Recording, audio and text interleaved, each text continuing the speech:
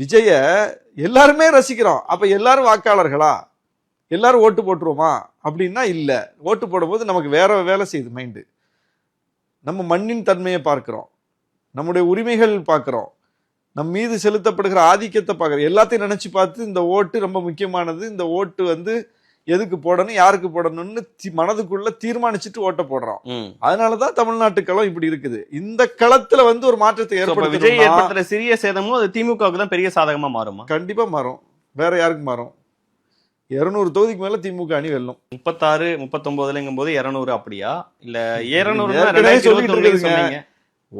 Voters சொல்லிட்டாங்க, India today சொல்லிட்டாங்கிறதுலாம் இன்னைக்கு கருத்து கணிப்புகளை மையப்படுத்தி நம்ம பேச வேண்டியதும் இல்லை. கருத்து கணிப்புகள் என்ன அடிப்படையில் எடுக்கிறாங்க, கொஞ்சம் பேர்ட்ட எடுப்பாங்க. அதை வச்சுக்கிட்டு ஒரு கணிப்புக்கு நம்ம வர முடியாது. தமிழ்நாட்டு களத்தை உணர்ந்தவங்களுக்கு தெரியும், தமிழ்நாட்டு களத்தை பார்க்கிறவங்களுக்கு தெரியும். திமுக அணி முன்னிறுத்தக்கூடிய விஷயங்களை திமுக அணியை விடவும் வலிமையாக முன்னிறுத்தக்கூடிய ஒருத்தரை காட்டுங்க, அப்படின்னா நாங்கள் ஒத்துக்கிறோம். ஆமா, கிரவுண்ட் அவங்க பக்கம் போயிட்டு இருக்கு அப்படின்னு. கிரவுண்ட் எங்களை விட்டு அவங்க பக்கம் போறதுக்கு எங்களை விட எந்த விஷயத்துல பெர்ஃபார்ம் பண்றாங்க?